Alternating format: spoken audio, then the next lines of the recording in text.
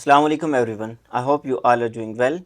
In today's video, I am going to share with you that how you can apply on FGEI jobs online. तो मैं अपनी screen share करता हूँ आपके साथ और उसके बाद हम लेक्चर को स्टार्ट करते हैं। अभी मैं आपके साथ स्क्रीन शेयर कर रहा हूँ अपनी और इसमें मैं आपको स्टेप बाय स्टेप गाइड करूँगा, तो वीडियो को एंड तक आप लाजमी देखिएगा। सबसे पहले आपने गूगल पे जाके FGEI सर्च करना है और जो उसकी ऑफिशियल वेबसाइट आ जाएगी आपने उस पे जाके क्लिक करना है। जैसे आप ऑफिशियल वेबसाइट पे आ जाएंगे तो यहाँ पर आपने थोड़ा सा नीचे स्क्रॉल करना है। इसको स्क्रॉल करने के बाद यहाँ पर आपको लेटेस्ट न्यूज़ का ऑप्शन नज़र आ रहा होगा। यहाँ पर लेटेस्ट न्यूज़ में ये अप्लाई ऑनलाइन का ये ऑनलाइन का सर्कल आपको नज़र आ रहा है। आपने इस पर क्लिक करना है। जैसे ही मैंने इस पर क्लिक किया है तो मेरे पास ये न्यू पेज ओपन होके आ गया है। यहाँ पर वो रीसेंट अपडेट्स दे रहे हैं और बाकी चीज़ें। आप इसको डिसमिस कर दें या क्रॉस कर दें यहाँ से। उसके बाद ये कॉर्नर पे राइट साइड पे आपको अप्लाई ऑनलाइन का ऑप्शन नज़र आ रहा होगा, आपने इस पर क्लिक करना है। जैसे आप इस पर क्लिक करेंगे तो यहाँ पर वो आपसे रजिस्ट्रेशन के लिए ईमेल मांगेगा, ईमेल और पासवर्ड। अगर आपने पहले अप्लाई किया है तो यहाँ पर आपने सिंपली अपना ईमेल और पासवर्ड ही पुट करना है, और अगर आपने पहले अप्लाई नहीं किया तो यहाँ पर आ रहा है कि डोंट हैव अकाउंट और साइन इन का जो ऑप्शन है आपने इस पर क्लिक करना है।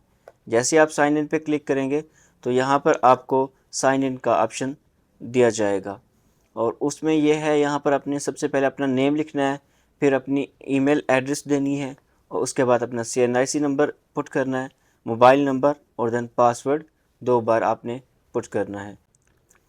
ये सारी चीज़ें फिल करने के बाद आपने रजिस्टर के ऑप्शन पे क्लिक करना है। मैं ये सारी चीज़ें फिल करके आपको नेक्स्ट स्टेप बताता हूँ कि उसमें आपने क्या करना है।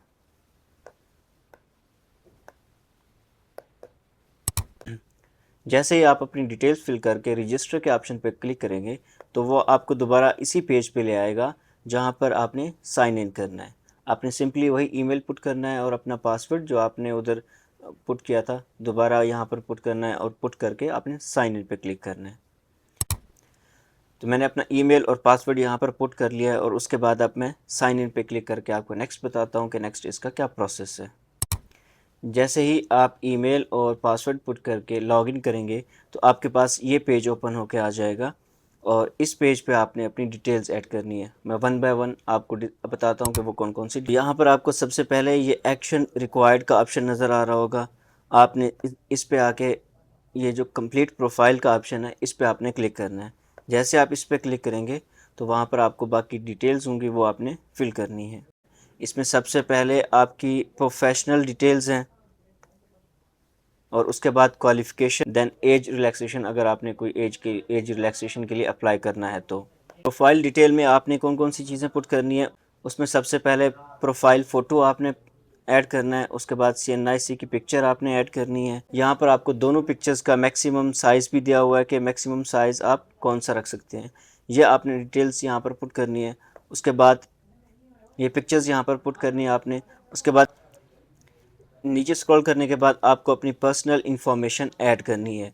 इसमें नेम आप देख लें, फादर नेम आपने ऐड करना है यहाँ पर। उसके बाद अपना ईमेल आप देख लें, फ़ोन नंबर भी है और आपने व्हाट्सएप नंबर यहाँ पर ऐड करना है। व्हाट्सएप नंबर ऐड करने के बाद डेट ऑफ बर्थ है वो आपने ऐड करनी है। फिर आपने डोमिसाइल सेलेक्ट करना है कि आपके कौन से प्रोविंस का डोमिसाइल है। फिर आपने यहाँ पर अपनी जेंडर सेलेक्ट करनी है। जेंडर सेलेक्ट करने के बाद रिलीजन सेलेक्ट करना है, इस्लाम है तो इस्लाम, अदरवाइज़ जो भी आपका रिलीजन है वो सिलेक्ट करना है। ये सब सेलेक्ट करने के बाद और फिल करने के बाद आपने नीचे थोड़ा सा स्क्रॉल करना है।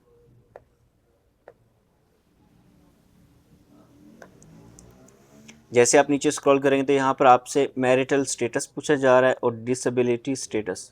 अगर आपका कोई डिसेबिलिटी है आपकी तो वो आप यहाँ पर सिलेक्ट करें।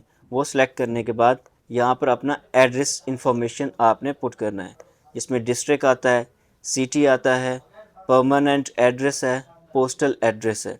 ये सारी चीज़ें पुट करने के बाद आपने सेव एंड नेक्स्ट के ऑप्शन पे यहाँ पर आपने क्लिक करना है। जैसे ही मैंने अपनी पर्सनल इन्फॉर्मेशन ऐड करके सेव एंड नेक्स्ट पे क्लिक किया था तो मेरे पास ये सेकंड क्वालिफ़िकेशन वाला जो ऑप्शन था या जो ये पेज था वो ओपन होके आ गया। यहाँ पर मैंने अपनी एजुकेशन क्वालिफ़िकेशन ऐड करनी है। उसमें कौन कौन सी चीज़ें हैं वो भी मैं आपको एक बार बता देता हूँ। सबसे पहले यहाँ पर आपने अपनी डिग्री सेलेक्ट करनी है और मेजर सब्जेक्ट्स सेलेक्ट करने हैं। स्पेशलाइजेशन आपने बतानी है, यहाँ पर इंस्टीट्यूट का नाम देना है, ईयर आपने बताना है और अपना CGPA करना है। ये सारी चीज़ें ऐड करने के बाद ऐड क्वालिफ़िकेशन आपने इस पे क्लिक करना है। ये सारी चीज़ें मैं फिल करके आपको नेक्स्ट प्रोसेस बताता हूँ कि उसमें आपने क्या करना है। उसके बाद यहाँ पर जो नेक्स्ट का ऑप्शन है ये आपका पॉपअप होके आ जाएगा, या आपको अलाउ हो जाएगा, आपने इस पर क्लिक करना है। तो ये जो एज रिलैक्सेशन वाला प्रोसेस था ये आपके पास आ जाएगा। इसमें आप किसी भी बेस पे एज रिलैक्सेशन के लिए अप्लाई कर रहे हैं तो आप वो सिलेक्ट करें। वो सिलेक्ट करने के बाद आप save and go to dashboard पे कर दें या सेव पे क्लिक कर दें। मैं कोई भी एज रिलैक्सेशन पे अप्लाई नहीं कर रहा, इसलिए मैंने सेव पे क्लिक कर दिया। जैसे आप सेव पे क्लिक करेंगे तो उसके बाद एज रिलैक्सेशन अपडेटेड सक्सेसफुली ये ऑप्शन आ गया है और आपने डैशबोर्ड पे जाना है। ये ऊपर जो आपको ऑप्शन नज़र आ रहा है, जैसे आप इस पे जाएंगे तो यहाँ पर आपको अब देखें, पहले ये ऑप्शंस बिल्कुल नज़र नहीं आ रहे थे कि कौन कौन सी पोस्ट हैं। अब ये ऑप्शंस यहाँ पर आपको नज़र आ रहे हैं। इनमें से आपने जिस भी पोस्ट पे अप्लाई करना है आपने उस पे आके क्लिक करना है। ये चेक करने के बाद आपने सबमिट पे क्लिक कर देना है। जैसे आप सबमिट पे क्लिक करेंगे तो यहाँ पर आपको ऑप्शन अब नज़र आ रहा है कि पेमेंट पेंडिंग, आपकी जो पेमेंट है वो पेंडिंग है। आप वो चालान पे करेंगे और उसके बाद आपका एप्लीकेशन है जो वो नेक्स्ट प्रोसेस होगी। मैं इस पर क्लिक करके आपको चालान कैसे पे करना है वो भी मैं आपको साथ में ही बता देता हूँ। आप पेमेंट पेंडिंग के ऑप्शन पे क्लिक करें या थोड़ा सा नीचे स्क्रॉल कर लें। जैसे आप स्क्रॉल करेंगे तो यहाँ पर आपको ये पेज ओपन होके या ये पोर्शन आपके पास आ जाएगा। उसमें यहाँ पर जो आपको जनरेट चालान का ऑप्शन नज़र आ रहा है आपने इस पर क्लिक करना है। जैसे आप इस पर क्लिक करेंगे तो यहाँ पर आपका चालान जनरेट होके आ जाएगा जो कि 1200 है। यहाँ पर उन्होंने अपना UBL का अकाउंट नंबर दिया हुआ है।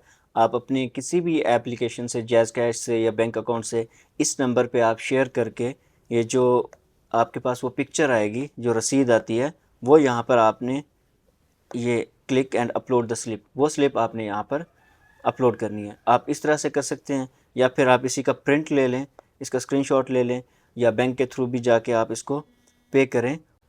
तो वो बैंक वाले जो आपको स्लिप देंगे आपने उसकी पिक्चर लेनी है, उसकी पिक्चर लेके यहाँ पर आपने अपलोड करनी है। यहाँ पर अपलोड करने के बाद सबमिट ऑल का जो लास्ट में ऑप्शन नज़र आ रहा है आपने इस पर क्लिक करना है। जैसे आप इस पर क्लिक करेंगे तो आपकी अप्लाई हो जाएगी ऑटोमेटिकली और आपकी जो एप्लीकेशन होगी वो फर्दर प्रोसेस के लिए चली जाएगी।